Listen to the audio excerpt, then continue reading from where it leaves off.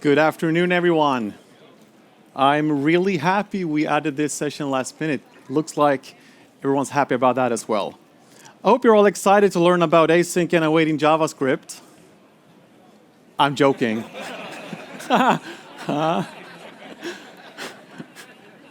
Took a few seconds. I hope no one left on the way in.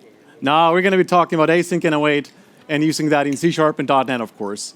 And we're going to focus on efficiency and talking about how to efficiently use async and await, the task parallel library, what this means to our applications, how to break applications and why that might occur and how to fix it.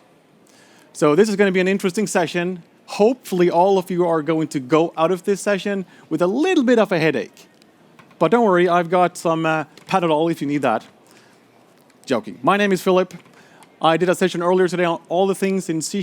I quickly showed some things that are new to .NET in terms of async and await. But now we're going to focus on really getting into exactly what the task parallel library is, how to use that. And if you have any questions afterwards, because we're going to cover quite a lot of things in just 1 hour, feel free to send me an email. I happily talk to developers about async and await, C#, .NET, and all of that. So do email me if you have any questions. So the first thing that we want to answer is why would we even bother introducing asynchronous principles, parallelism, and doing things on another thread than the UI thread? Quite the obvious reason is to avoid unreliable applications. In this case here, I have a application running on Android, and it's not the fact that we're going to solve Android, that's a different problem. This here is showing me that I'm doing way too much work on the UI thread. The operating system is telling me that you should probably offload some work to somewhere else. So we're going to solve this by introducing the task parallel library. This is a Xamarin or .NET MAUI application, doesn't really matter. All that we're going to talk about here today is applicable in any .NET application. It's a little bit different if you're doing ASP.NET, ASP.NET Core, C# for console applications, WPF, WinForms, but we're going to try and cover some of that as well.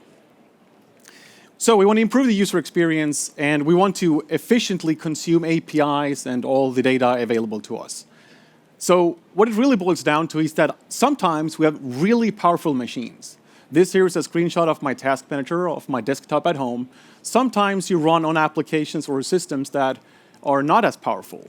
So it's quite nice that .NET will take care of optimizing some of the things for us to make use of the available resources efficiently. I have CPU, I have memory, network, and all of this that I want to use in my application. And it's quite nice that we can do this with the built-in types as long as we know exactly how to use it efficiently. It really boils down to two things. It's CPU and I/O. One of the things that I often talk about is that we have CPU-bound operations that you normally want to divide a problem into smaller pieces. You want to parallelize a problem. That is very much CPU-bound. You want to solve something as quickly as possible. And then you have I/O-bound operations, which you also want to be happening in parallel or just somewhere else rather than blocking the application. But you also want to be able to get a notification when that is done.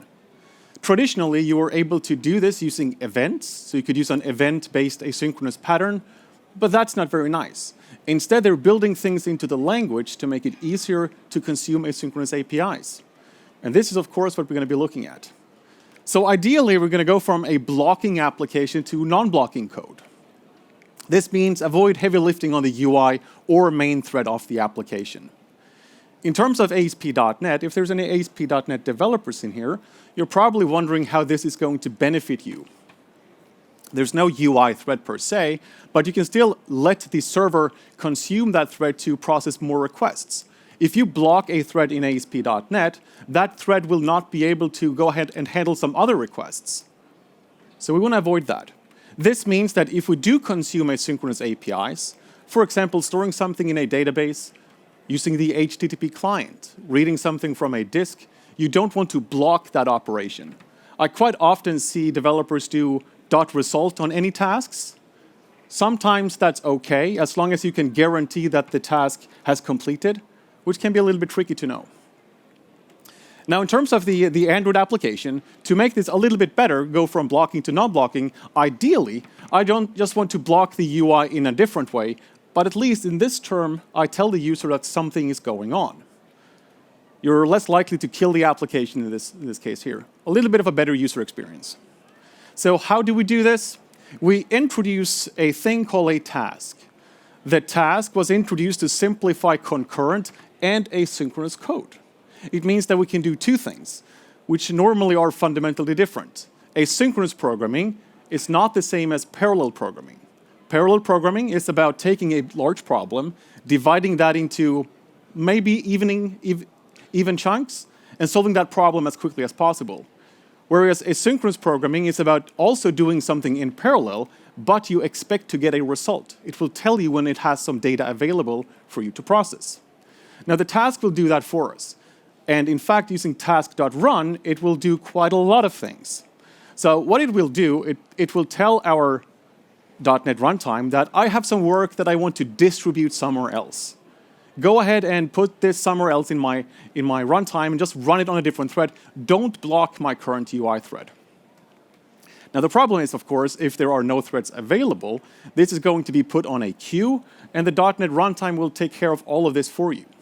So you don't have to care too much about where this is executing or what's going on behind the scenes. It helps to understand exactly what's happening here, but it's not a requirement. But of course, we're going to dig into exactly what's going to happen. So what happens is that it's going to find a thread. Now, it doesn't necessarily have to be a thread in terms of when you normally start a new thread or when you have an operating system thread. It will use a managed thread. These threads can be reused. That also means that it might reuse some data available on that thread. To speed things up, it won't clear data across the different managed threads. That means that you can leak data across your asynchronous operations, which can be fine, but you shouldn't rely on static data. You might have noticed this if you've ever done ASP.NET, older versions, where you can no longer use the HTTP context, which is a static property if you swap between different asynchronous contexts. So the solution to this is to try to avoid static data, because it's unreliable in this case here.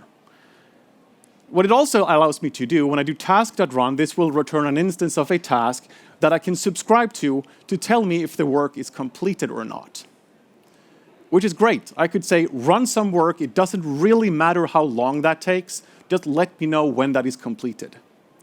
Now, doing task.run on a WPF application or Windows Forms application works really well. You won't run into many issues with that. But when you do this on, for example, a mobile, the operating system might say, hey, you're running way too much in the background without the user giving consent to this. So they might terminate the application or the thread, or you'll run into some really odd issues. And in the case of ASP.NET, if we do task.run, that will consume a thread on the thread pool, which could have been used to process another request. So effectively, if we do task.run, you're going to halve the amount of requests that your application can handle, which could be a little bit problematic. So with that being said, you should never do task.run in ASP.NET yourself, but rather consume APIs that rely on the operating system's implementation of the asynchronous principles. For example, I can ask the file system to give me all the contents of a file, and the operating system handles all of that interaction for me. And I'm no longer blocking my application from processing more requests. And of course, there are two different versions of the task. Either we have some work that just works or does something somewhere else, and I still want to be able to know when that is done. Or the second example here is indicating that I have some operation that's running on a different thread that will yield some data. Both of them will allow me to subscribe to when they are completed, to know if they are done or not. So let's jump into Visual Studio and have a little bit of a look at an application. I normally do this in WPF because it's easy for everyone to see exactly what's happening. So this is a very simple application. I only have a button that I can click, which runs a method. When I do this, the application is going to freeze up, and it's hopefully not going to work, because this is doing something on the UI which it should not. After 2 seconds, it relieves it's no longer locking my UI thread, and I can get the result populated in the UI. What I normally see people do in this case here, and sometimes it works, but they simply wrap this method call in a task.run. What I'm doing now is I'm passing this delegate, or I'm passing my method into a task.run to tell it to run this method on a separate thread. It will go ahead and try to schedule this work somewhere else, which will, of course, improve the experience of the application. I can move everything around and the application is no longer freezing, but I've introduced a bug. This is the first problem with introducing a task, that you try to wrap things and just think that it will magically work better. And while the user experience was in one way better, the application is no longer performing as it did before.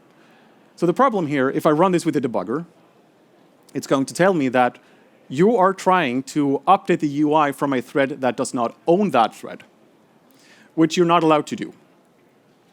So to fix this, we're going to revert the code back to just call this method, because this here wasn't really where the problem was. The problem is inside this implementation, and I'm doing thread.sleep here. I know some developers use thread.sleep to solve race conditions. It's never a good idea. This here is to illustrate that I'm running some heavy computation.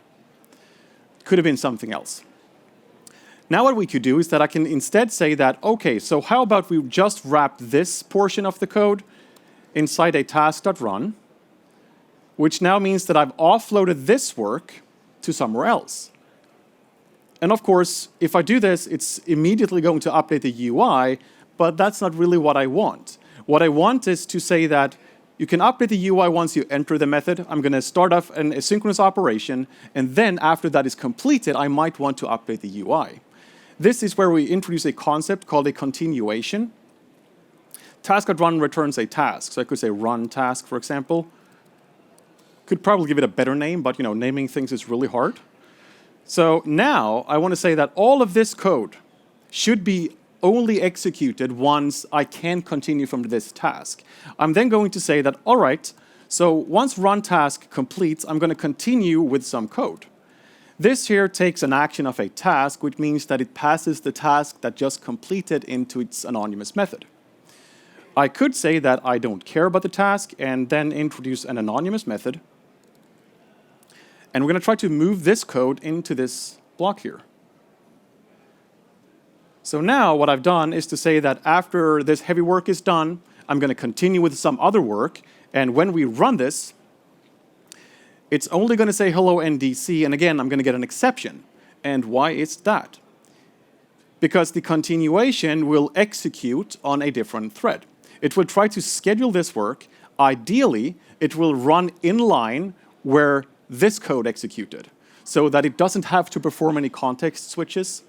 Because in heavy applications or applications with a heavy load, switching between threads can be quite time-consuming as well as an expensive operation. So it would be clever if it could just execute this portion of the code right after it performed this task's operation. But that also means that I cannot update the UI. But it didn't tell me anything. Just like before, the application didn't crash. I didn't get an exception. That is because when you have a task that gets an exception inside of it, it's going to capture that. It's going to wrap the exception inside the task. So how would we get this? We could ask, and this is where the older task parallel library, I shouldn't say older because I use this a lot still, even though we have the async and await keywords. But continue with also returns a task. So I could say that, okay, I want to know why this failed. So I could say var continue task, or continuation is probably better, if I can spell that. Continuation. Whatever. You get the idea, right? C is a better word. Here we go.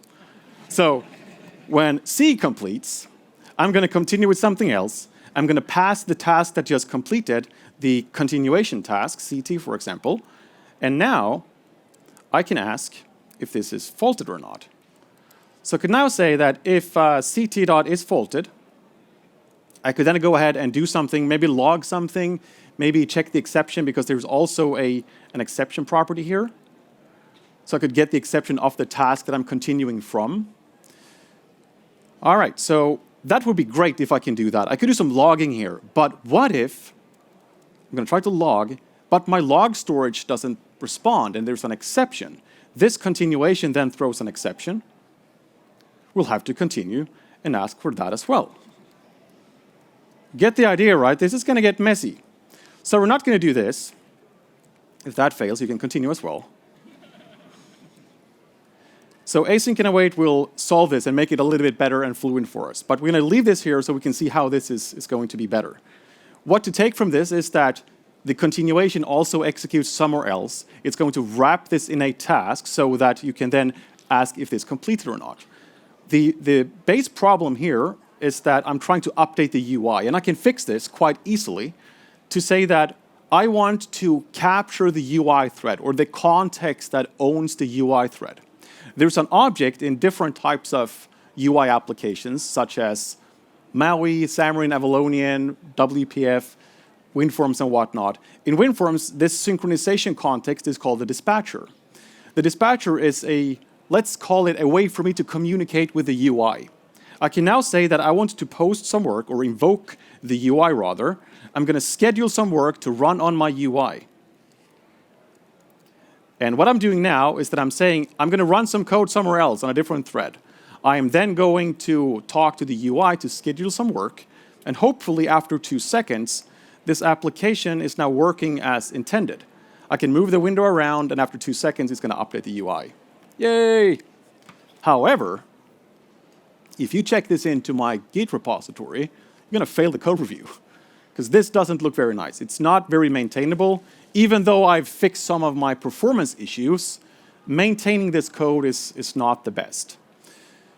But there's many things to take away from this. One is that the tasks wrap or capture the exceptions, or they swallow the exceptions, or whatever you want to call it. You have to validate that the task completed properly. And the way that we do that is by either appending a continuation. We would also get an exception if we asked for the result. If I know, so I'll show you this here, if I know that this task has completed, I could inside the continuation say run task.result if it returned a result.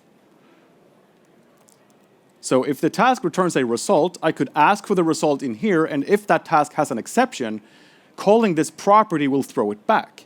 And you're only ever allowed to use this property inside a continuation or after you have awaited a task. But we're going to get to the await keyword in just a moment. So this is the basics of how to use the TPL in the task parallel library. It's not very nice to have to always append these continuations, but you can still do this to intercept when a task is done. So let's jump over to PowerPoint again and talk about some considerations. So one of the things is that we should be really careful about wrapping code in task.run. Because as we saw here, if I have some UI interactions or something that relies on static data, just wrapping that in a task.run might break both my application and some of the logic, which is not really good. And again, I can't reiterate this enough. Thread static data is unreliable. There's another type called async local that you could use if you want to use static data, but it's a specific type used to flow across the asynchronous context.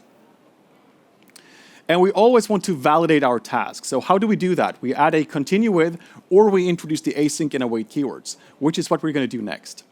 But before we do that, I do want to mention that there's this extension to the task parallel library called the parallel extensions. This method called parallel for is a way for you to distribute work, introduce parallel programming. So in this case here, I'm saying that I want to do some work. It's from 0 to 100, distribute this across all my available threads and cores and whatnot. It will ask the .NET runtime to do this evenly. So if you're running this on a 2-core machine, it's going to run 2 things at a time. On my workstation, it's going to run 32 things at a time, which is really good. But this is a blocking call. So as soon as you do parallel.for, it will block the current thread so that it can use all the other available threads to do the work on. So we can combine the asynchronous principles and parallel programming by simply wrapping this in a task. The problem with this is that you are then consuming a thread to just wait for that work to be done. All right, so now that we have a little bit of an idea of the task parallel library, we're going to introduce the async and await keywords, which is purely a contextual keyword, or 2 contextual keywords.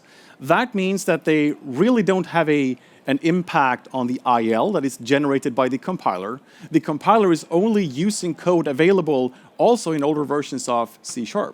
It's relying on some types in .NET, such as the task parallel library, to be able to context switch between threads, to offload work to the correct place, and to validate that the tasks are completed. So the async and await keyword, the whole purpose of this is to hide complexity. All of the code that I just wrote with the continue with, appending another continue with, and so forth, you want to get rid of all of that. It's also then a way for us to increase the readability, but hiding complexity, making something more readable means it's more error prone.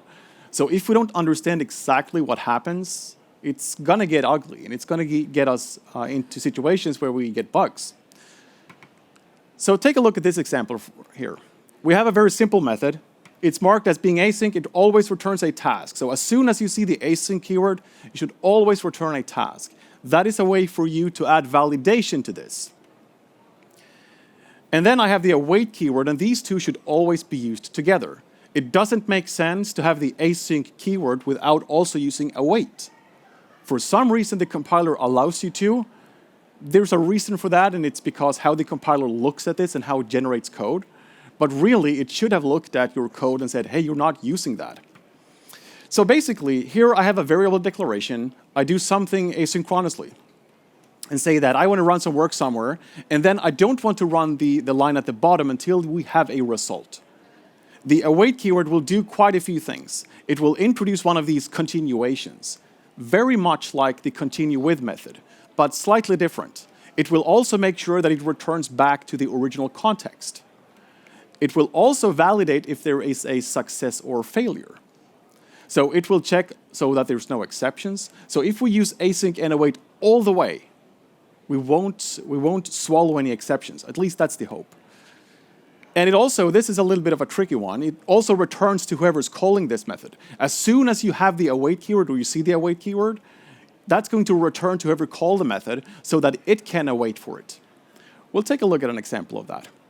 So what does this mean for ASP.NET and the thread pool that's used in ASP.NET?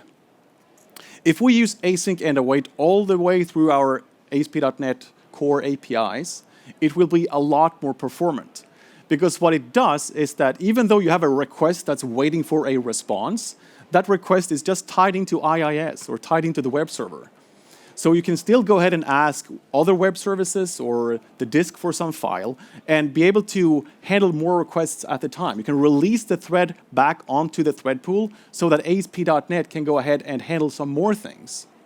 So by introducing async and await all the way through our application, it's going to be better at scaling and much more performant.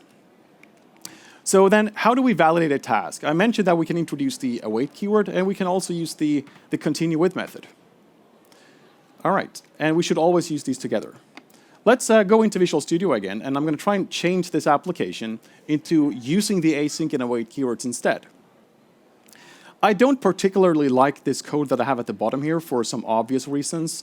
So instead of having to add this entire chain of checks, I could only say await C, for example.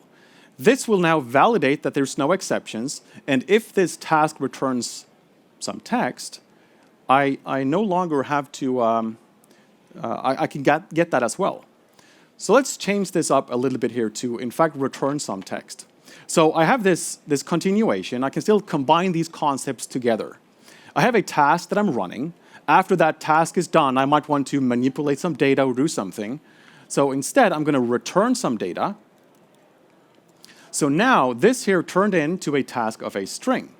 I'm going to grab this. And what I want to do is that I want to get the result out of this operation. So you can even spell result. And now this is going to give me the string. So not only is it going to validate that the task completed properly, that there was no exceptions, it's also going to give me the result. So then I no longer have to use the dispatcher. Because what's also going to happen here, when it sees the await keyword, it's going to make sure that all the code after is going to be executing on the original thread, which is quite awesome. So if we look at this code from top to bottom, there's one more thing we're going to fix in here. But basically, we're going to come into this method. We're going to be on the UI thread. And we can see here that task.run is going to execute some code elsewhere. So therefore, this here, that line, is going to be thread X. And then this is also going to be running somewhere else. We could say that the continuation is running on thread Y. We don't know. It could be in line with thread X or thread Y. It doesn't really matter. But as soon as we get back here, we're going to be back on the UI thread. And this is the power of whatever's happening inside this generated state machine and all the generated code that this is doing internally. So there's quite a lot of things going on here, and also things that could go wrong. All right, so I want to show you another thing that's really important. Normally, I said that wrapping calls inside a task.run is a bad idea. What's better is to use the available asynchronous APIs. In our case, instead of doing thread.sleep, there's a task.delay. If you have a file.readAllLines, there's a file.readAllLines async. So you want to refactor your code instead of just wrapping things in a task.run. Refactor the code. Make sure that you use the appropriate asynchronous APIs. So now, with this set here, what we can do is that we are retrieving the result. We are have some delay. I'm going to put some breakpoints in here so that you can see the flow of how this application is going to work. So the first thing that's going to happen, I'm going to run this. I'm going to click the button. It's going to call this method. It's going to update my UI. It is then, after 2 seconds, it's going to come back into this application again. So let me run this a little bit slower, or actually increase this to 10 seconds. I talk too much. That's why it's... There we go. After 10 seconds, we're going to come back, and it's going to run the code after this. I can move my UI around. I can do some other work. And then after all that delay is done, it's going to come back and run the code exactly where we took off, which is why the async and await keywords are so powerful. Now, if we happen, so we don't have to use the continue with, this is just a way to show you that you can return data out of that as well. And that would give you a task of a generic type. So of course, I want to show you this as well, that if we now have this asynchronous method, this would also have to be an async task. Because I want to say that when you click the button, you have to validate that the operation that you are running is also appropriate, that it also didn't have any problems. Again, we have to add the await keyword. This would then have to be marked as async. So a little bit of an interesting approach here would be if we have some code that updates the UI. Let's say that I'm going to say starting, and then at the end we're going to say that it's completing. You'll notice that if I put a breakpoint in here and here, I'm going to decrease this to 5 seconds instead. I'm going to click run, starting, I'm going to go into this method. It's going to release the control back to the UI. And then after 5 seconds, we're going to be back inside this method. And afterwards, we're going to run the code after the await inside our run click. What's interesting is if I capture this as a task instead and update the UI and then add this awaiter at the bottom here, what's going to happen, I said this briefly, that it's going to return back to whoever called the method. We're going to go in to do something, run some code. It's going to take 5 seconds, and then it's going to immediately return back to this click event handler to run some code. So you can run this code. As long as there's no await keyword, it's just going to continue the execution. All right? And then I want to show you this as well. What happens if we actually throw an exception? If we throw an exception, actually, I'm going to do it down here instead. If we're inside the continuation, and the continuation throws an exception, we're going to be able to capture that here. So I'll do this. Try. I'm going to catch the exception. Let's do some Pokemon programming. Catch them all. I can put a breakpoint in here, of course. I didn't like that. Obviously, didn't like that. There we go. So now that my continuation throws an exception, we'll be able to capture that. So after the 2 seconds are up, it's going to continue with something that throws an exception, which I'm awaiting. So hopefully, I'll be able to capture that exception and get that inside this try catch block. Now I'm rethrowing this back to whoever calls this method, and as long as they are also awaiting this, we would capture this exception. But what happens if we are simply looking at this method saying, hey, I don't care about awaiting this. Sometimes I see developers doing something like this. I just want to call this method, and I want to discard the task that we are executing.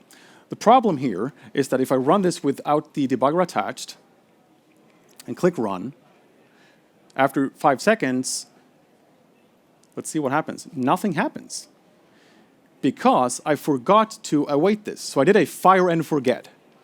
I got an exception inside the task without the await keyword. I haven't validated that this executed properly.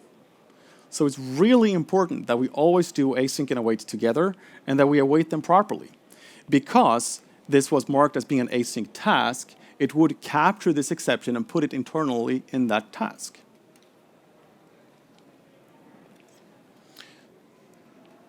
So what are really the implications of adding the async keyword? There's a lot that happens. To be able to control this, to find the thread you're going back to jump between these different contexts.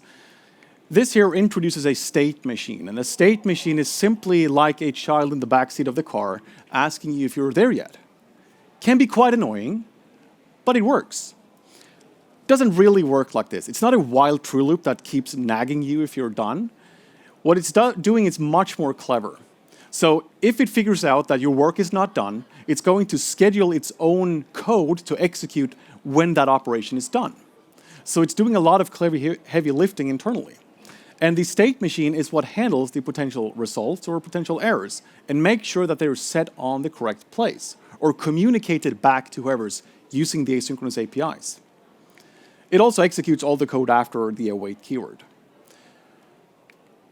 So the async keyword, just to reiterate, it generates a state machine, but it also, what you'll notice soon, is that it moves all of your code inside your method body into somewhere else. Now, that doesn't necessarily sound like a bad idea, but if you don't understand exactly what's happening, sometimes when you look at a stack trace, especially in older versions of C# and .NET, it can be quite confusing to understand exactly what's happening. Again, if we have this very simple method that's not doing a lot, it just marked as async task, it's declaring a variable, it has a task.delay, which is just representing an asynchronous operation, and then does something afterwards. When we compile this, the code is no longer going to look anything like what we had earlier. This has now replaced all of the code inside our method, moved it into a generated class. And this isn't always going to be a problem. But as you'll see here at the bottom, this is what returns the task. Now, if I just go back here, you'll see that this is marked as async task. When I compile it, there's no longer an async keyword because the IL or CLI doesn't know anything about the async keyword. It knows about tasks, but it doesn't know anything about the async keyword. But what it will do, and that's why you don't have to return a task manually, the state machine will have a task that represents the work that's going on, and if there's a result available, if there's any exceptions, cancellations, and so forth. So that's what it's returning automatically here. If we drill into the state machine that's compiled, we can see that there's a little bit of code that we might recognize. This is just inside a little bit of the state machine. We're not going to spend too much time looking at this here. I love looking in the state machine, but that's just me because I'm a little bit weird.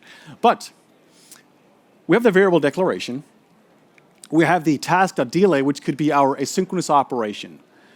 It's getting the awaiter for this to check if it's completed or not. If it's not completed, it's going to return out of this state machine and this check. And then the outer thing that executed the state machine will schedule this work on the task's continuation. So it's using the task parallel library and doing some very clever things internally. And then all of this code here inside the state machine is being executed on your UI thread or the main thread or the calling thread. Depends on where you call this from. That is why the final portion of this code will be then executed on the UI thread, which is quite amazing. So With that being said, I've said now that we have to use async task. But what happens if we use async void? I would be much more sad than just dropping an ice cream. So is it really that bad?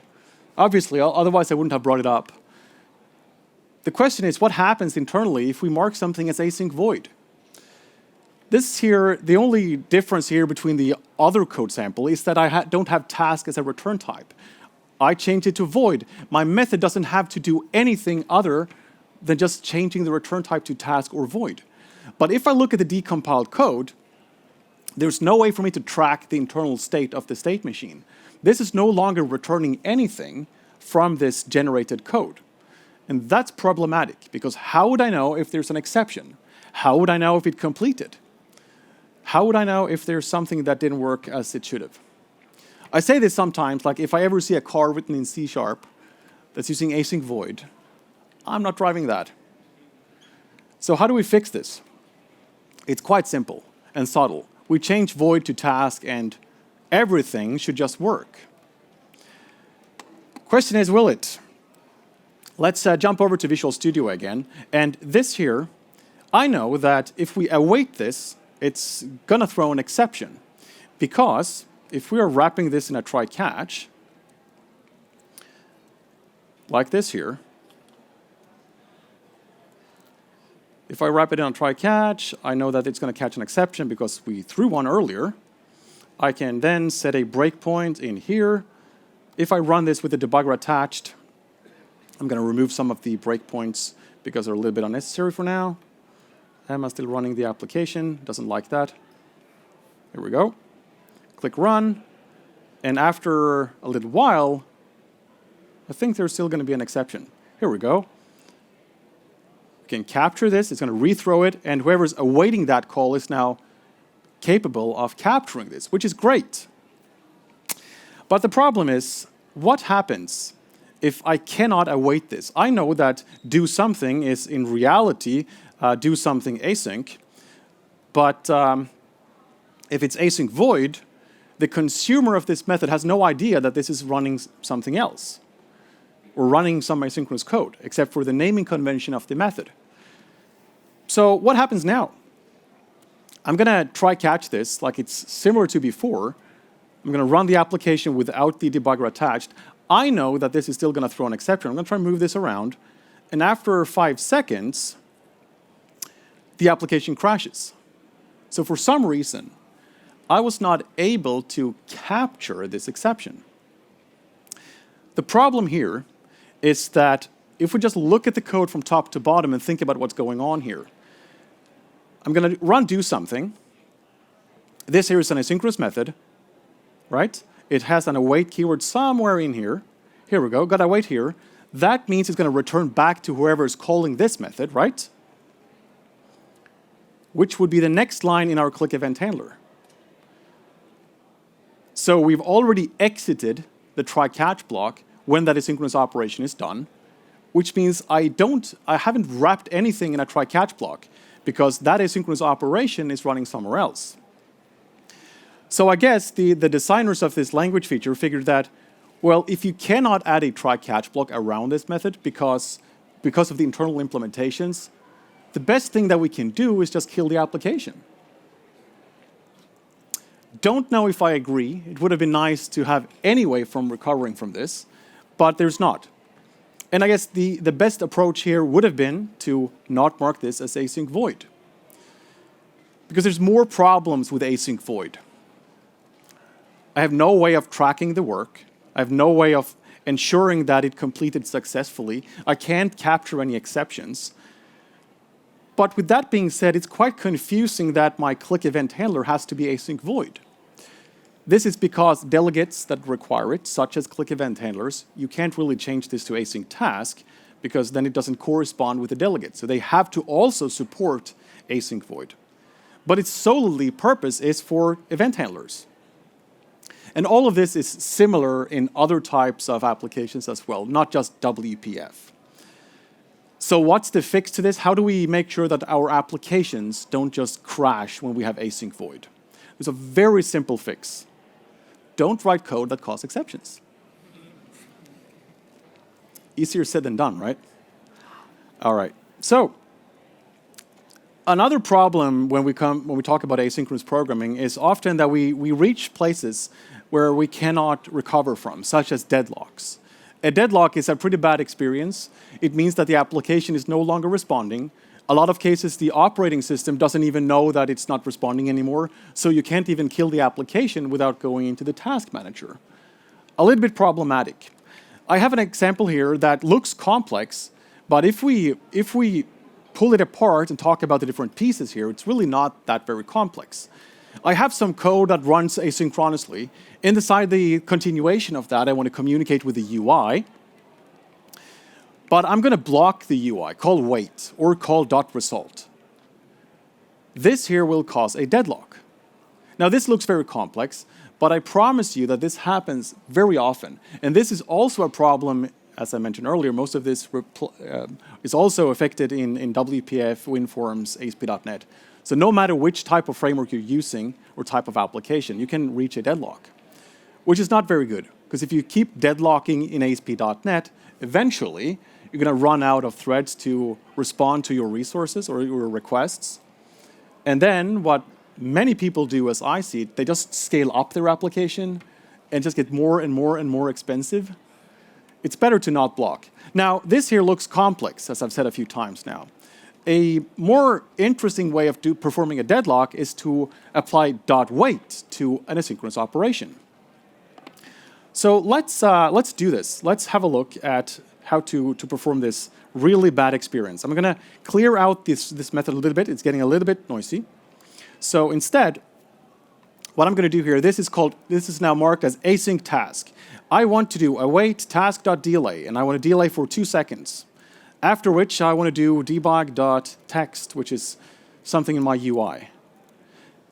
Now, if I call this method and block the operation or block whatever this is doing, actually, I'm going to copy this as well. Here we go. If I call do something, and then I want to wait, I want to force this to wait, because I don't want to bother making my entire application asynchronous.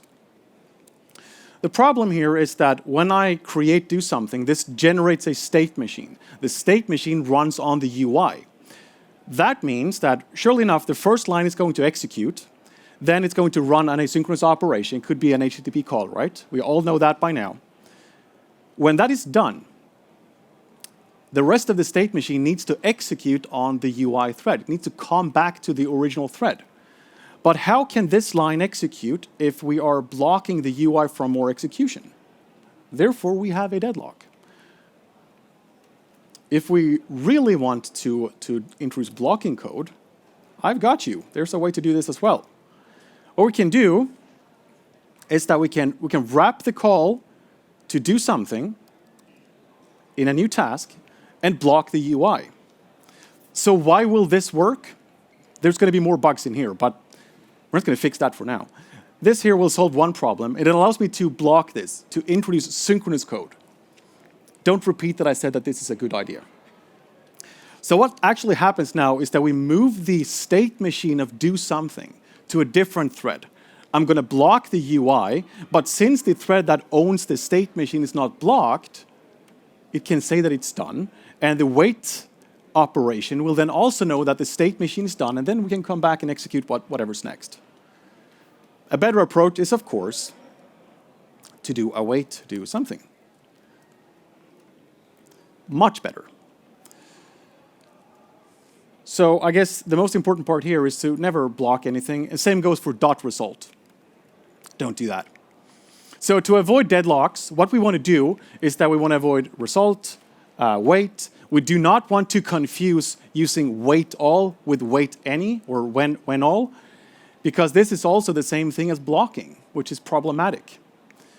And a little bit more of an advanced scenario, we don't want to share locks, basically, or have nested locks, because that's also a very easy way to get a deadlock. Now, there's one thing that I do also want to say here, that we can avoid introducing unnecessary amounts of state machines, because this is code that's executing somewhere, and it's a little bit unnecessary to introduce code if we don't need to. There's complexity that we don't need. Some others might say different, but look at this code snippet here. For example, I have a method called run async. This is calling run internal async, and again, naming methods is not my best thing. That's not what I do. It's simply a chain of asynchronous operations. The problem here is that there's nothing happening inside the continuations of these different methods. And I'd like to say that if there's nothing inside the continuation, you might not actually have to await that. I know that someone has probably read David Fowler's Best Practices of Asynchronous Programming, where he says that you should always await everything, which is true because it's the best way to always ensure that you don't run into any problems. But for more advanced scenarios and where you want to have really high performance, it might be a bad idea to always introduce async and await if you don't need to. But then someone is also going to say, I've heard that you need to do async all the way. But that doesn't mean that we can't avoid introducing unnecessary async methods. I see people always appending the async keyword when there's a task returned from a method. You don't have to. Just because you see the task, you don't have to make it async. But you should always await everything at the top level. So what does that actually mean? Let's have a look at some of the code that I've written here.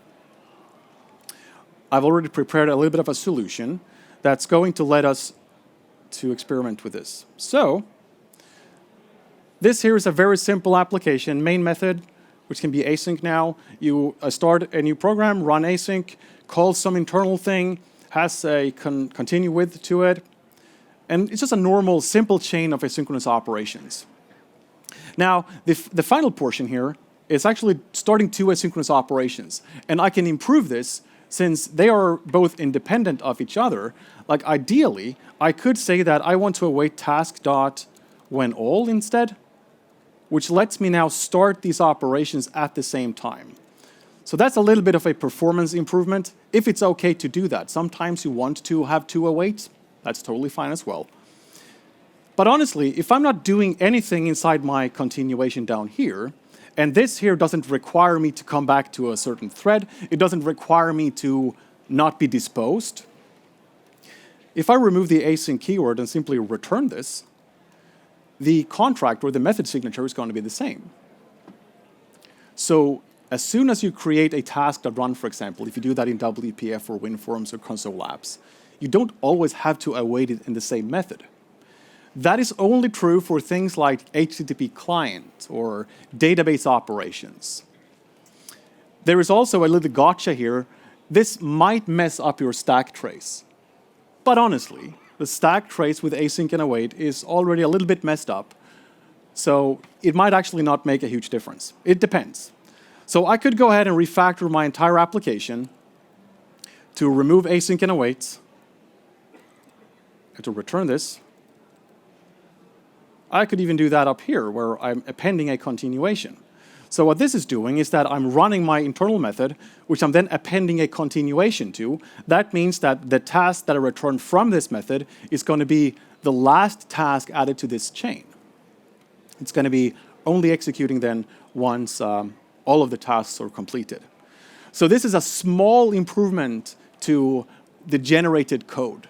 But it's only good in the scenarios where you can really trust that you don't need things like the HTTP client, for example, or rely on the stack trace. All right, let's go ahead and talk about the next big thing, which is cancellations. Now, I just want to briefly mention this because I get this question quite often. What happens if I introduce a cancellation token? This is what you use to cancel an ongoing operation. I can start an ongoing operation and pass in a cancellation token. And this should be disposed properly so you don't have any memory leaks. Different topic. Now, what happens if we are then calling this long-running operation? As you'll see here, I'm calling this long-running operation, and to the task that's executing this, I'm passing in the cancellation token. The implementation of this method has a while true loop. Doesn't do anything fancy. What happens if I try to cancel my ongoing operation? Will it cancel this method? How would it know where to cancel it? Actually, if you call cancellation token.cancel, nothing is actually going to happen. Because how would it know where in the code to stop? you would have to monitor for that yourself by introducing, for example, in this case, I'm throwing an exception to say that I want to throw if a cancellation has been requested. This is handy, and it's useful in many different types of situations where you might want to cancel an ongoing operation. In ASP.NET Core, you can subscribe to the cancellation token of the request. So you could say that if the request terminates, you terminate all the requests that you've currently started because of that request, which is quite handy. And when it comes to asynchronous database operations, I just want to leave you here with a warning to say that EF Core doesn't support multiple parallel operations on the same context. That's why you couldn't just return a task, for example, from save async or save changes async. You have to always await that to make sure that it works properly. So in some situations, you can return a task, and in some situations, you have to await it. There's also another interesting concept that is quite new, and that's streaming data. Asynchronous streams was introduced in C#8 and allows you to define something called an iasync enumerable. Let's say that I want to stream all this data. I am indicating that I'm going to stream strings. It could be messages that I have on an Azure message queue. It could be anything. This here is the producer side of things. So what I do here is that I'm going to say that this method produces a stream of strings. I don't know how many. It could be infinite. To consume this, I could say that I want to await for each element that I can get out of this. So I have a sample of this as well, so we can go and break this down and look at this in Visual Studio. So I have, again, a Windows application, fairly similar to what we've just looked at. It has this method called getLyrics. It returns an iasync enumerable of a string. This just indicates that this will produce strings on the fly. I'm using a using declaration to open a stream to a file on disk. I have a while loop that will say that I'm going to read a line from the disk, and then I'm going to use pattern matching to say that I want to ensure that this has been set to an instance of a string. If I say var here, it would also capture nulls, which is a little bit problematic because then I'm never going to exit this while loop. So it has to be an instance of a string, not null. And then I can simply do a await task.delay, again, just to simulate that I'm processing some data here. This could have been a message from Azure, who knows? To tell this enumerable, or the iterator that's iterating through my elements, that there's some data available, I can now use yield return to indicate to whoever is listening that there's now a new string available. I'm going to put some breakpoints in here. And then we're going to consume this method. I have a run async method here. It's marked as async because we have the await keyword. And normally, before we look at the implementation, normally what you see is that you have the await in front of the method call. That would have indicated that I want this entire chunk of data. In this case, I want to say that I'm going to retrieve each line inside this stream of data. I don't know how many, which is why you couldn't say to array, for example. Because what would that have indicated? Give me everything. If it's indefinite, let's run out of memory. Not a good idea. So instead, I'm going to process each element as I want. And for example, if I want to break out of this, I could do that as well. As you'll see here, I can actually cancel this operation and say that if you've pressed cancel in the application, I'm going to throw an exception. I could also say that if token.is, what was it, CTS, let's go back. If cts.token.is cancellation requested, break. I could do that as well if I wanted to. But I like to throw exceptions, so let's do that. Throw if cancellation is requested. Now, if I put a breakpoint here and press and start the application with the debugger, I'm going to click run, and this will then try to iterate through this stream of data. So I could then go ahead and read each line. It sees the await, it's going to return to the UI, yield return. We'll be able to then use this inside my for each loop. Then it's going to go ahead and read the next line, which is quite nice. I will also show you this, that since this is an iasync enumerable, What if we are simply calling the method without iterating through it? What would that entail? I can take this and say var enumerable. And if I don't do this, what is then going to happen? Is it going to read anything from my file? I press F5, didn't do anything. So just by calling the method, it won't even start up the stream to the file on disk. It won't even start reading anything. So you have to then iterate through this. And the good thing is that I don't have to do the method call in line with my for each loop. I could say for each line in the enumerable, like you can with any enumerable or any array of data. So I'm going to run this again without the debugger. Hopefully that's going to work. Or Visual Studio crashes, whatever it wants. Come on. I don't think it liked me doing this. So, let's see here.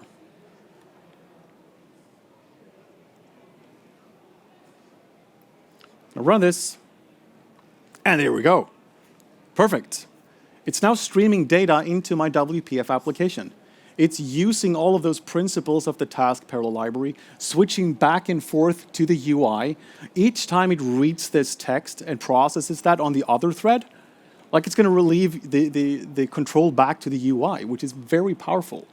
So without understanding all of the internals of the async and await keywords, the task parallel library, and how all of this works together, this could have been very confusing. Maybe it's still, but you know, you have my email. It is a complex topic. And I also want to leave you on the note of saying that there's this thing called a ConfigureAwait. Some time back in the day, everyone was told to always append ConfigureAwait false to all your asynchronous operations, because that's the best practice. And it used to be like that. Because in ASP.NET previously, not in ASP.NET Core, it tried to always come back to the original thread to do everything inside the continuation. I've mentioned this, right? So when we, inside our application, if we are doing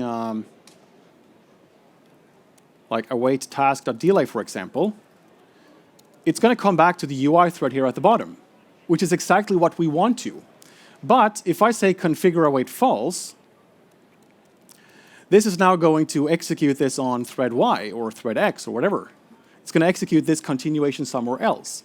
And in ASP.NET, that meant that it was very much more performant, because you didn't have to ask for the original thread on the thread pool that originally worked on your response. Now, the problem, of course, is that if you relied on HTTP context, it wouldn't be available down here. So you might have the HTTP context here at the top, but then at the bottom here, that would be null, because it's not available on another thread. A little bit problematic. But they've fixed this, so in newer versions of ASP.NET, in ASP.NET Core, there's no longer a concept of a synchronization context. So it doesn't have to come back to anywhere. So by default, it will always just execute whatever code is after await on the current thread. And it just works. Everything just flows across. The new HTTP context flows across properly. All the data that you would expect to be available is available in your asynchronous context. So there's quite a lot happening with both the async and await keywords. And I have like 5 to 10 hours of content on Pluralsight on all of this, where you can dig into a lot more in depth and more samples and learn more about this. Because honestly, an hour is just enough to understand a little bit about the problems that we can have with the async and await keywords in the task parallel library.